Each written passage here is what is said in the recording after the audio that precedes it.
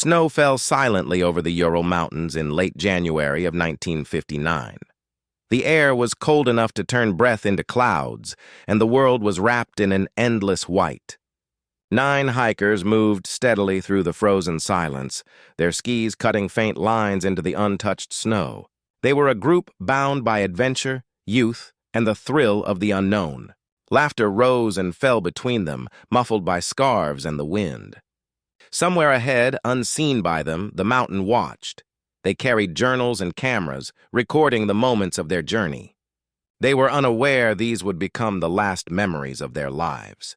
Among them was Igor Dyatlov, young, confident, determined, leading the group with the quiet authority of someone who believed he understood both the world and himself.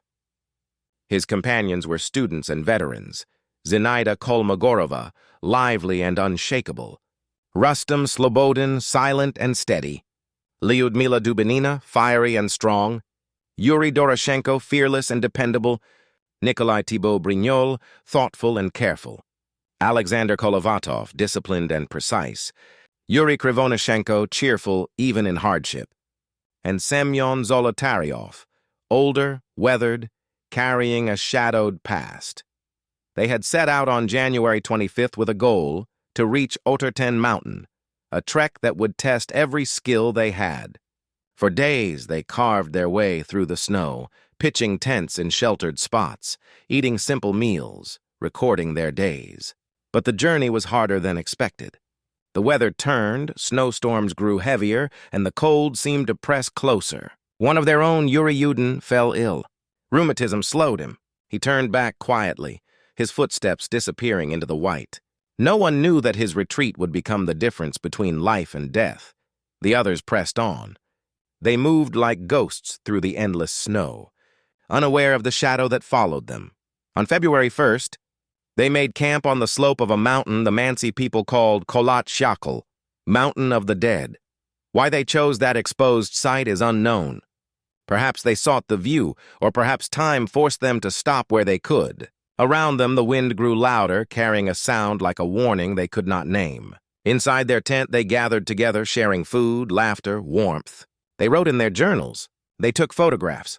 Smiles were caught forever in grainy black and white, the last they would ever know. But something changed that night. No one knows exactly what. There is no record. No journal entry to explain why they fled the tent. What is certain is that they did flee.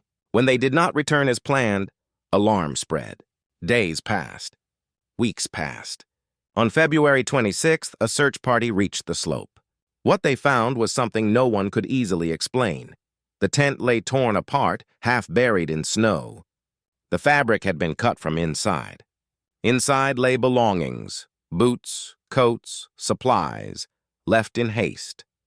They had fled without thought, without preparation. Footprints led away from the tent into the forest. Strange prints, bare feet and socks, single shoes.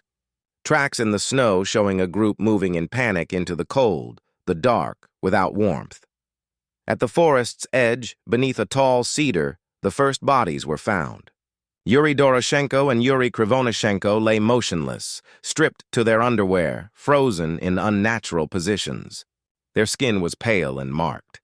Their hands were bruised as though they had clawed at something unseen. Nearby lay evidence of a small fire, a desperate attempt to find warmth. But it had failed. Further into the snow, 3 more were discovered: Igor Dyatlov, Zinaida Kolmogorova, and Rustem Slobodin, crawling toward the tent, faces turned upward, as if pleading for safety. They were motionless, their eyes forever fixed in the last expression of fear. The remaining 4 would not be found until months later, buried beneath several feet of snow in a ravine deeper within the forest. What rescuers discovered there made the horror complete.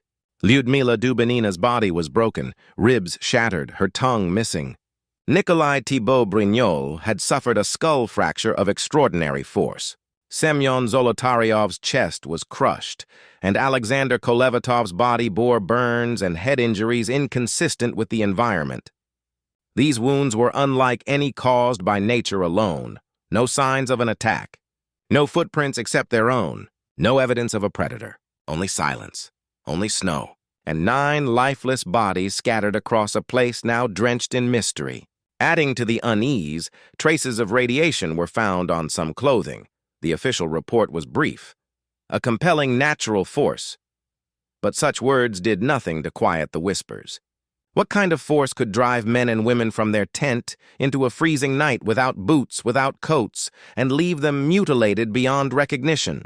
Theories multiplied. An avalanche, some argued, though the slope was too gentle for such a catastrophe. Others suspected secret military testing. Locals spoke of strange orange lights in the sky that night. Some researchers proposed infrasound, invisible sound waves that could drive a person to irrational terror. Others whispered of something far darker, a presence, a force not of this world.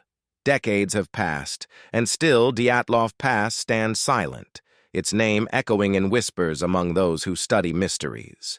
Governments have reopened the case. Scientists debate endlessly. Yet no answer satisfies all. The photographs, the diaries, the footprints, they remain. A frozen record of courage, of youth, of a journey that ended not in triumph, but in an endless question. The mountain keeps its secret. The wind moves through its peaks without answer. What happened to those 9 hikers in the dead of winter may never be known. Perhaps they fell victim to nature's cruelty. Perhaps they stumbled into something the world was never meant to witness.